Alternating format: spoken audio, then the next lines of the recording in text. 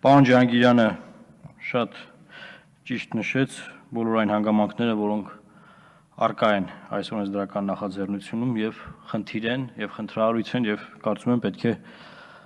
ամեն բան անել, որ այս օրենքը չընդունվի։ Ես ուղղակի երկու շատ կարևոր հանգամանքի վրա կծանրացնեմ իմ ելույթը, համաձայն լինելով պարոն Ջհանգիրյանի կողմից ներկայացված բոլոր փաստարկների հետ։ Կենտրոնական բանկը երկու անգամ նախագծեր է ուղարկել եւ այդ նախագծերը քննարկել ենք պետաիրավական հանձնաժողովում, մոտավորապես տարուկես առաջ, մեկը ավելի ուշ եւ դրանք հետ են տարվել։ Քննարկումների արդյունքում չենք եկել ընդհանուր հայտարարի եւ արտահերթ նիստերի միջոցով փորձ է արվում շրջանցել պետաիրավական հանձնաժողովում քննարկումը եւ որի արդյունքում մենք ունենում ենք նման նախագծեր, որը որ ըստ էության արտահերթ կարգով է քննարկում եւ հնարավորություն չկա ավելի խորը ուսումնասիրություններ կատարելու, միջազգային փորձ ուսումնասիրելու եւ լավ օրենք ընդունելու։ Սա շատ կարևոր հանգամանք է, որ մենք ուղղակի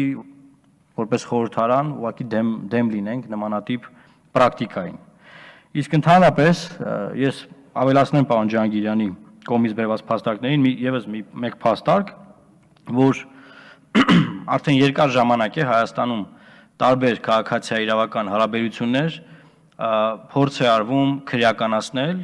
կամ վարչականացնել այսպես կոչված եւ պետական ռեսուրսի միջոցով ինչ որ խնդիրներ լուծել։ Սակայն այդ խնդիրները դասական իրավական առումով ոչ քրեական արդարադատության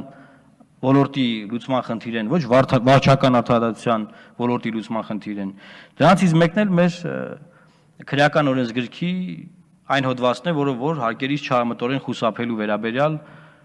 հստակ քրեական հետապնդում կա, երբ որ մենք տեսնում ենք, թե ինչպես է այն կիրառվում մեր կյանքում եւ մարդիկ ուղղակի ինչ որ սխալ թույլ տալով, ինչ որ խնդիրներ են ունենում, դառնում են քրեական հետապնդման զոհ։ Եվ սա լուրջ խնդիր է, որը հիմա նույնը մենք տեսնում ենք բանկային համակարգում է տեղի ունենում։ Տեսեք, պարոն Երիցյան, առաջարկի մեջ նշված է, որ ես միայն քրեական օրենսգրքի հետ կապված ասեմ։ Դուք առաջարկում եք 155-րդ հոդվածը նոր խմբագրությամբ, նոր բովանդակությամբ մշակել, որի արդյունքում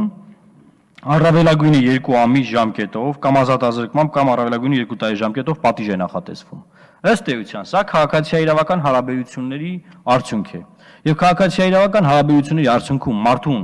ազատազրկել, դա հակասահմանադրական մոտեցում է, ի սկզբանե։ Ինչու՞, որովհետև Սահմանադրության 16-րդ հոդվածը հռչակում է, որ մարդուն չի կարելի ազատությունից զրկել միայն այն պատճառով, որ ի վիճակի չէ կատարել քաղաքացիաիրավական պարտականությունները։ Իսկ այս հոդվածը այնքան իրավական որոշակիության խնդիր ունի, որ դուրս է գալիս, որ կարող է ցանկացած կերպ այն մեկնաբանվել եւ այն քաղաքացիաիրավական պարտավորությունները, որ մարդը պայմանագրով ստանձնել է եւ չի կարողացել կատարել, չգիտեմ ինչ խնդիրների բերումով, կարող է մեքենան է գրավ դրել, հետո վնասվել է այդ մեքենան, պիտանի չի դարձել այդ մեքենան, բան այդ մարդու նկատմամբ քրեական գործ են կառուցում եւ արկա է վտանգ, որ նա կարող է ազատազրկվել։ Այսինքն Սահմանադրության 16-րդ հոդվածը ակնհայտ հակադրության մեջ է այս ձեր առաջարկած, այսինքն ձեր առաջարկած ներկայացության մեջ Սահմանադրության 16-րդ հոդվածում ամրագրված նորմի հետ։ Եվ սա միայն բավարար է, որ մենք այս նախագիծը չընդունենք։ Ես ուղղակի շատ չէի ցանկանա այլ հանգամանքների վրա